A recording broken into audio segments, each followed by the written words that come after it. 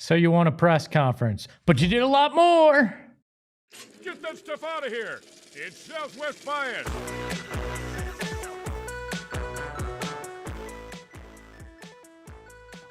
Welcome into another edition of Southwest Bias, brought to you by our friends at the Husband and Wife Law Team. If you've had a serious injury, call the Husband and Wife Law Team first. It's 602-783-8841 or visit their website at husbandandwifelawteam.com. And we are live from Studio K, brought to you by our friends at Circle K. Become a member of the Inner Circle today for free by downloading the Circle K app. Look, I was in the studio till 1:30 a.m. yesterday. Started my day at 9, left at 1:30 a.m., got back here at 9. So maybe I'm a little delirious, and maybe that is why certain things will be talked about today in the way they are. You may have seen our thumbnail. That's part of my deliriousness. We are MILF lovers here, MLF lovers, in terms of Mike LaFleur. And listening to his press conference, you can win the press conference, and that's all well and good. We've seen plenty of people win the press conference and fall flat on their face, even with the freaking Cardinals organization in general. We've seen guys bring out charts and show you how great they are at winning. R.I.P. Denny Green. We've seen guys come out and tell you, we got a winner in town. R.I.P. buddy Ryan. We've seen guys come out and say all the right things and accomplish absolutely nothing. Steve Wilkes, R.I.P. your head coaching career. There is so many guys that have won the press conference and gone on to do jack squat. Happens in the NBA all the time. Seen that before. And this past summer, we saw Brian Gregory, the GM of the Phoenix Suns, completely lose the press conference. A lot of people said, oh my God, that was awful. Wasn't the greatest press conference I've ever been to. He did say aligned or alignment like 23 times, and people got a laugh out of it. Didn't win it. Guess what?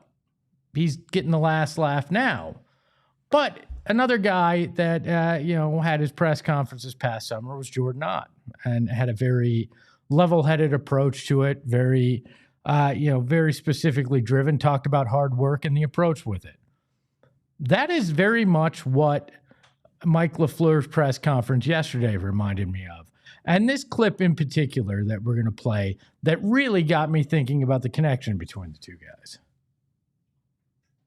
This was the thoughts on... This is the thoughts on being an Arizona Cardinals head coach. Played him a little bit later in the year, that first one, and I think we were about 10 weeks in, and the record wasn't what anyone would want it to be. But I'll never forget Matthew Stafford coming right in my office, goes, man, these guys can play. And I've seen it firsthand. I know what's on this roster. There's a lot of reasons that I was so thrilled to be in this seat right there. But again, it's what Monty has built over these last few years. There is pieces.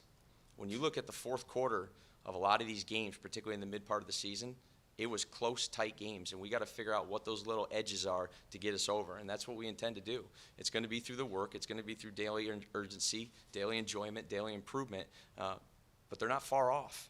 And now, with that being said, just like we had what I would call a pretty good year in LA, it's never special unless you finish it. You got to restart it anyways, So it's a fresh start for these guys. There's great pieces to work with. We'll continue to, provide to those pieces to put the best foot forward for this football team. I think this man is a football sicko. And I say that in the most loving way, because Jordan Ott is a basketball sicko. Both guys spent time coaching in the OK state of Michigan and kind of had that blue-collar mindset. And I love that Mike LaFleur is talking about the hard work, what it's going to be, what he's going to have to put in, what the team's going to have to put in, and that it starts day in, day out. You'd think that that's just coach speak, but when you listen to a lot of press conferences, that's not always the way it is, right? And I'm going to tell you that that is the foundation to bring this team back. That is the foundation to show what it is going to take to actually win. Because guess what? This next year may not be pretty. Might be. They might surprise like the Suns have, but it might not be pretty. But what it is about building belief, instilling a culture, and getting guys to buy in to what you were trying to accomplish. That's what he was doing when he's talking to Michael Wilson and Trey McBride and Marvin Harrison Jr. on day one. Build that trust and build that foundation of I'm going to make you work hard, but it's going to pay off day in, day out. It's exactly what Jordan Ott's been able to do with the Suns. And Mike LaFleur comes from a football background, been around football since he was a kid. Has started as a quality control coach, played, college ball at a small school, coached at a school that doesn't even exist anymore. Like this is the same kind of thing that Jordan Ott did. Work your way up through the system. Wind up being a good assistant to great coaches, Mike Shanahan, Sean McVay. Do that. Learn from them. Jordan Ott did it with Kenny Atkinson and a handful of other guys. Like that's the path. Learn from guys. Come up in the system. Be a nut when it comes to your sport and understand it. And I actually some people think it might be a detriment. I like that Mike LaFleur wants to call the plays. I like that Mike LaFleur is saying, you know what? The biggest and most important thing is to get those plays right, get them in fast, and I think I can be the guy to do that. Now, I'm sure whoever he brings in as his offensive coordinator will have plenty of opportunity to have a say since he was that guy with Sean McVay. But I love it, and I love that he is prepared to do what it takes to turn this team into a winner. And it's going to take a lot. But what I saw there is a passion, a fire, a guy that values where he's been. You heard him thank everybody that he'd been with. And yeah, that's a little cliche, but the way he did it was impassioned, just the way Jordan Ott did it. I understand that I am here because of the people that taught me along the way and the guys that gave me a chance when maybe I didn't deserve it. He recognizes that. He appreciates it. He's going to bring pieces of all that with him.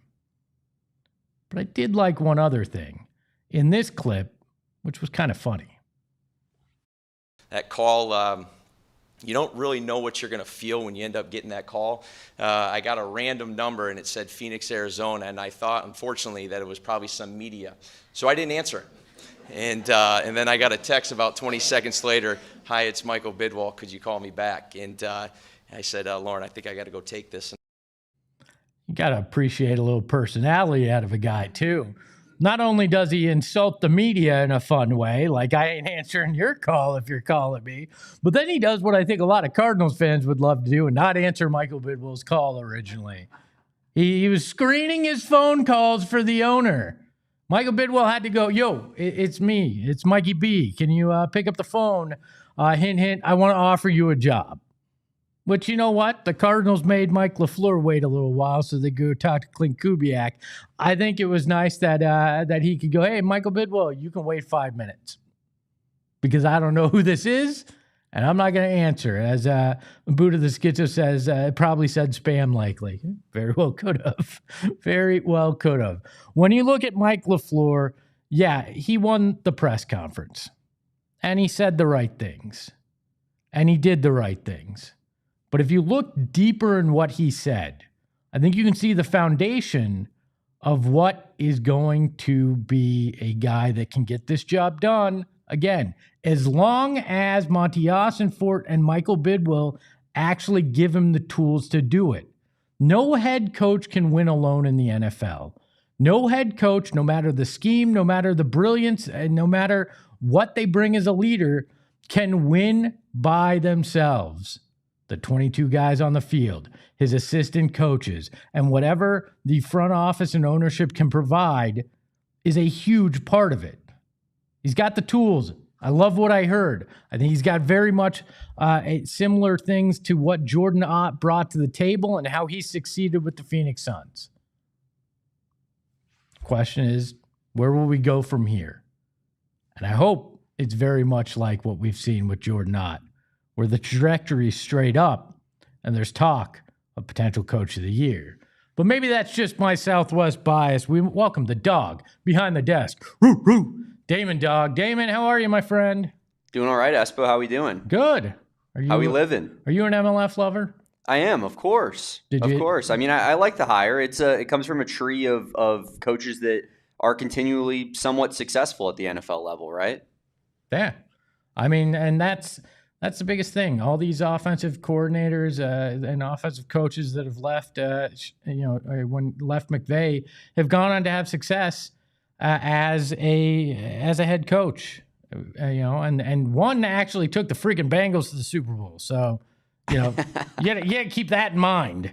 Like that is crazy. Miracles can happen from the McVay tree. So that gives me hope as well. What did you make of the press conference? Did you like it?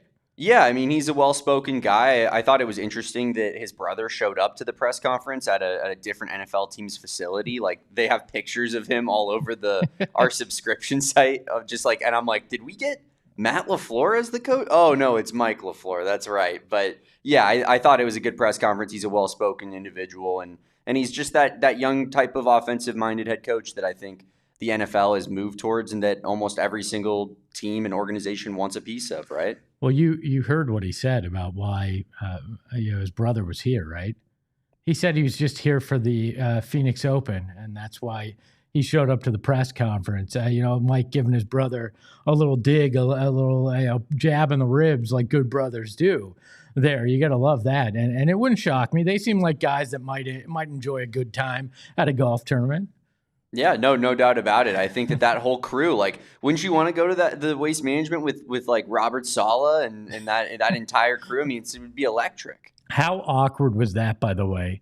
He thanks Robert Saleh, a guy who likely had turned down the two guys sitting next to LaFleur in Monty Ossenfort and Michael Bidwell. And he's like, I'd like to thank Robert Saleh, a guy who he knows well, who obviously gave him the Jets coaching offensive coordinator job.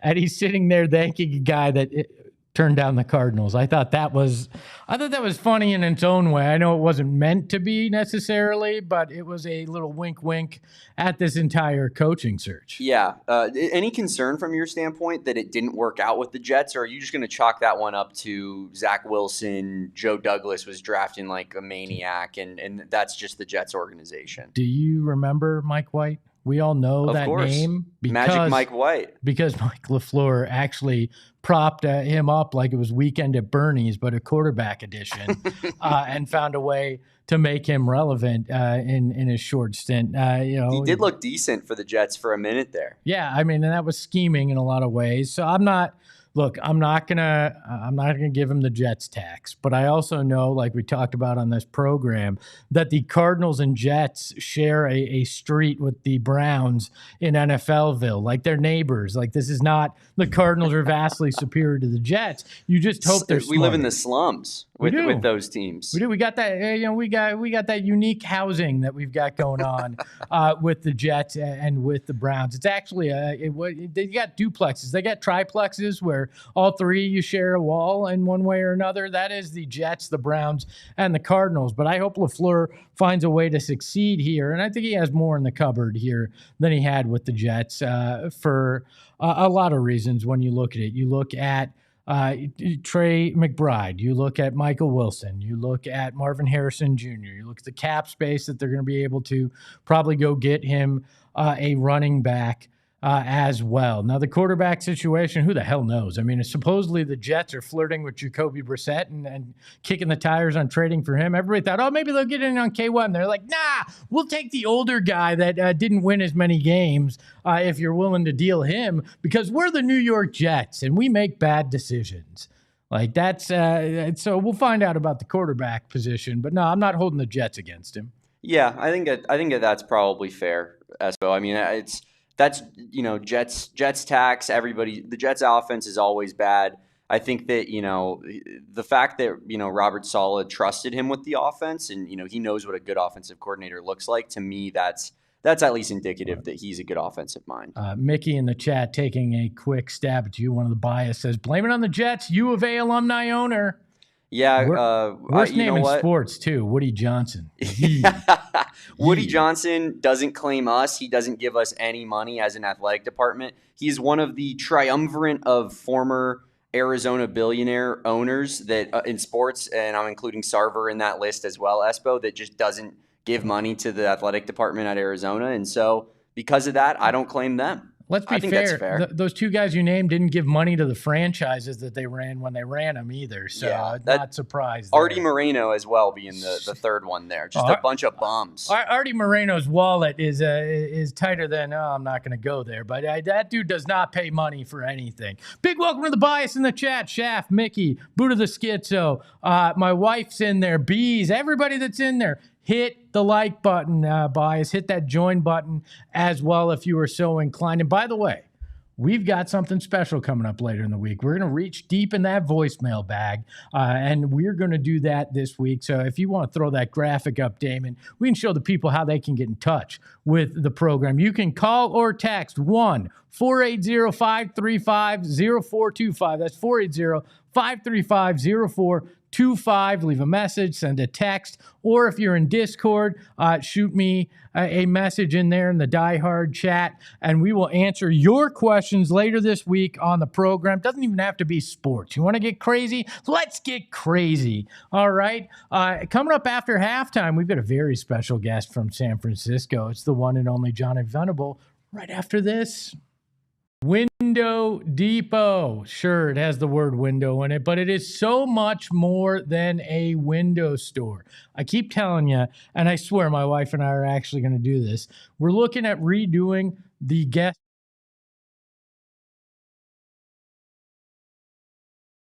Right word. It's old. It's out of date. And we want to redo it. And Window Depot has everything we need to redo this bathroom. They got countertops, cabinets, everything that you could want to redo it. Plus, they have designers that will actually help you for free to redesign it. Why wouldn't you want to do that? Plus, the biggest and best selection anywhere.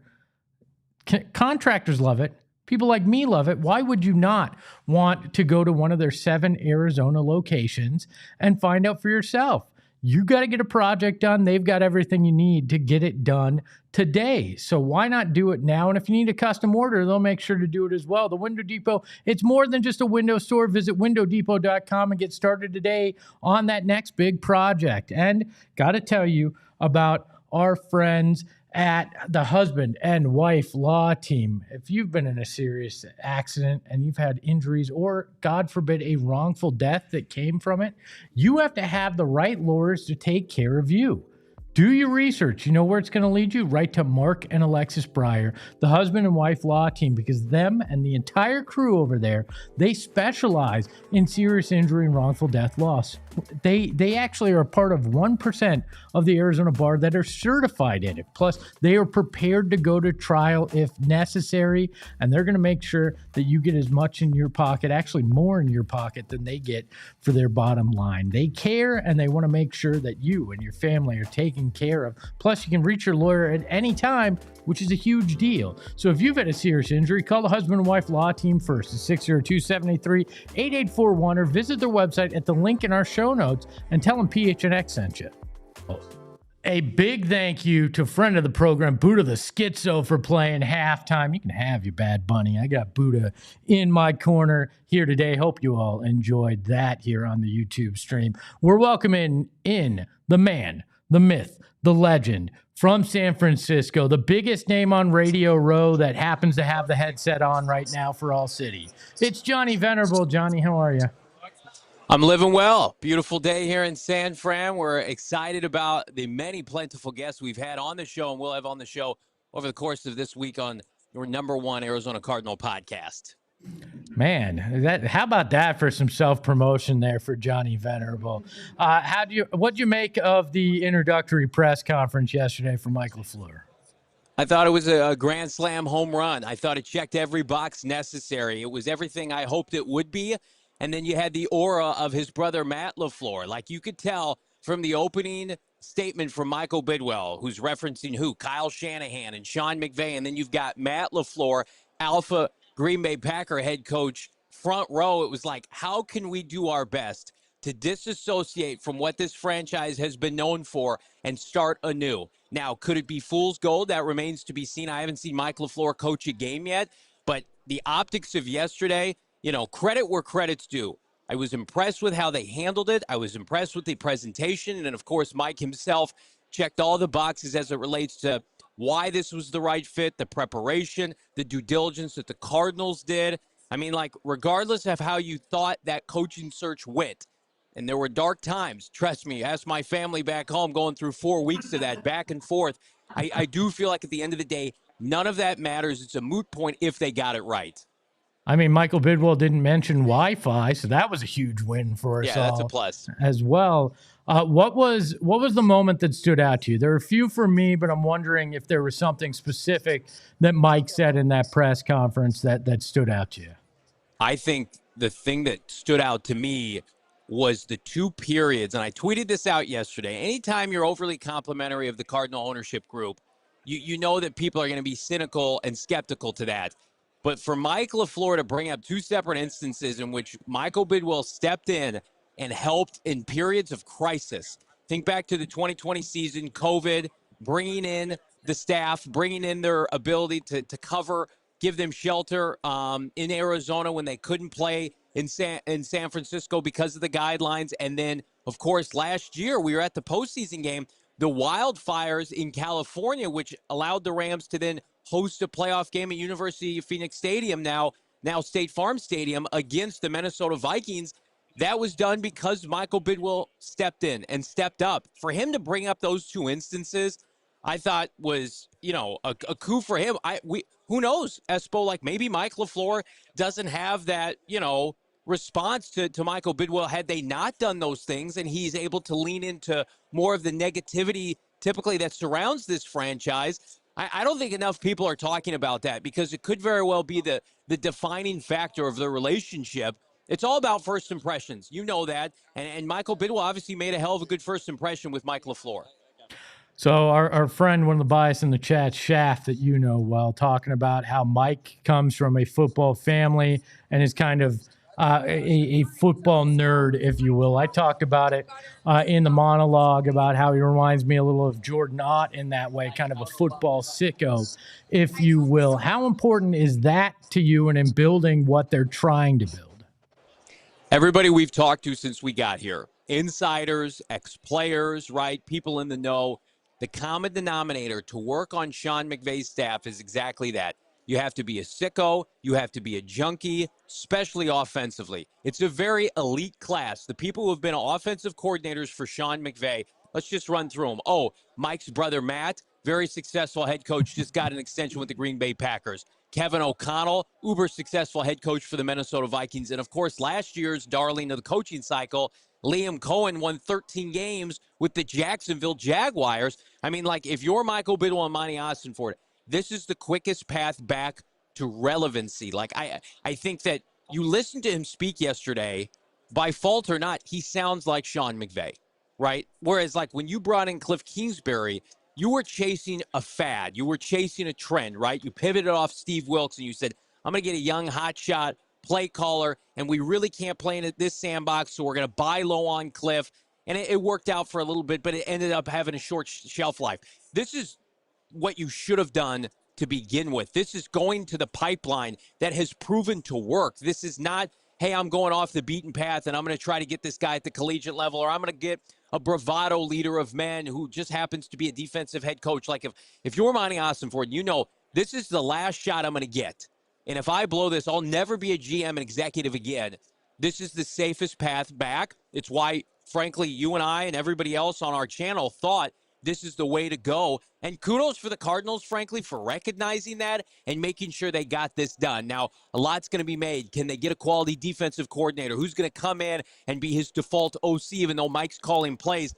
All that's secondary to me right now. The most important thing, and we've been hanging out with our CHGO brethren all week, Common denominator of the Bears turnaround, Ben Johnson. They had Caleb Williams already. They couldn't win a game last year. You get the coach right, and then he's able to identify a quarterback, whether it's a bridge or a draftee, everything else takes care of itself. Look, man, I'll give them some credit, but we took the old school Apple Maps route where it took you a million different places before you actually got where you wanted to go. I wanted to know, when it comes to Mike LaFleur, what you're hearing out there from all the insiders and everybody you're talking to. Do they hold the Jets against him, or do they see something more than just what the numbers show? Outside of like one anomaly interaction with like a Ross Tucker yesterday, it has been overwhelmingly positive, and positive in his favor. And I think, listen, there have been people who have come through the Arizona Cardinal franchise that have been fired and have had immense success elsewhere. So it's not exclusive to Mike LaFleur.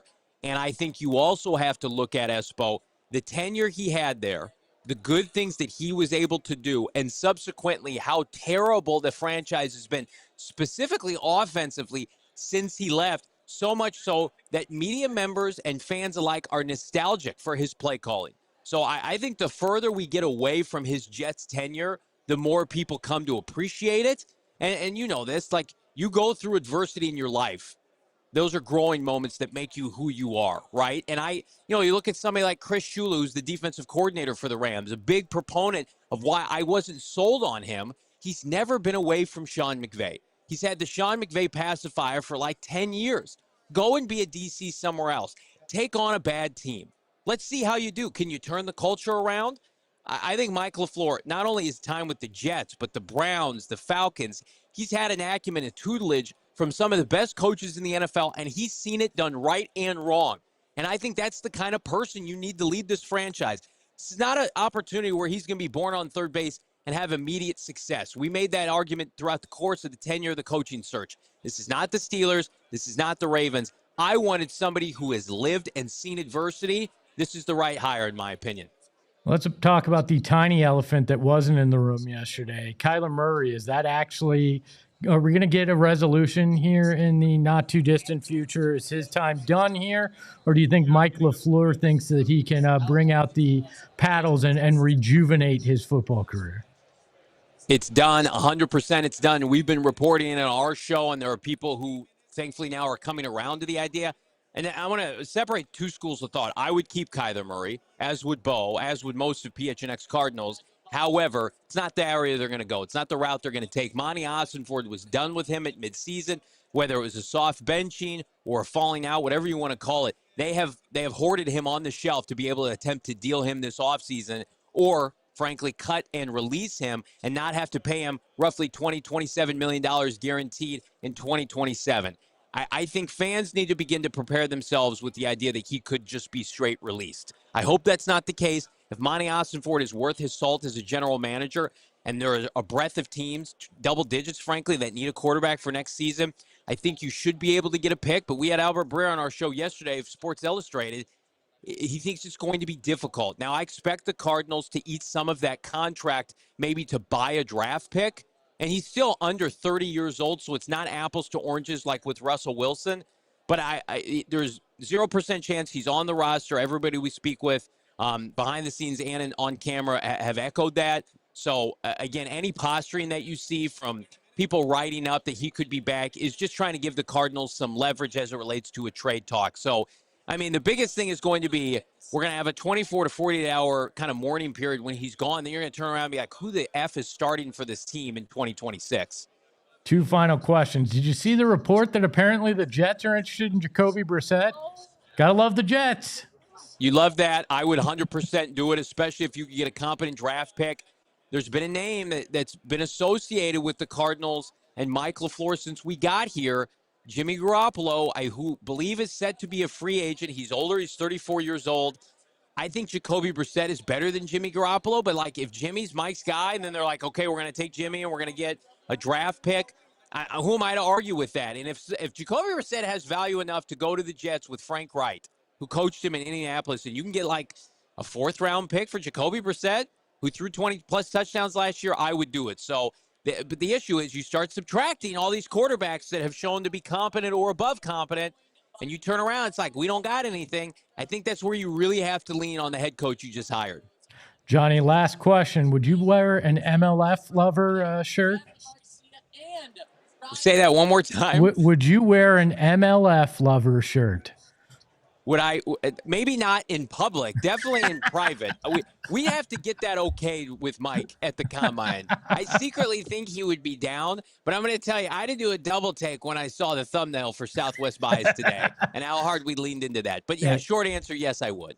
Hey, Johnny, I was at the studio till 1:30 a.m. and got back here at 9 a.m. My decision-making, not exactly on point right now, okay? All bets are off today, so whatever you see, I'm sorry. Johnny, he's Johnny Venerable. You can follow him at Johnny Venerable. You can see all the shenanigans out from San Francisco and all the great coverage of Super Bowl. You can catch PHNX Cardinals today at 4:30 p.m. Johnny, thanks so much. Thanks, Espo. Good luck with the trade deadline, my guy. Thank you. That is another edition of Southwest Bias in the books. A big thank you to all the bias in the chat. Hit that like button before you get out of here. Leave a comment. Join. Become a subscriber today. We're on our race for 50K. We're under 300 to get there before Sunday Super Bowl. Only you can make it happen. Plus, hit that join button and become a member of the Supporters Club. A big thank you to the dog behind the desk, Damon, for being here. You can follow him at Damon Dog. That's DAWG on the socials. You can follow the show at PHNX_sports. You can follow me at Espo. And remember, sometimes the coach can make a big impact, even if they win or lose the press conference. Ahoy, hoy! We all silly like the mayor.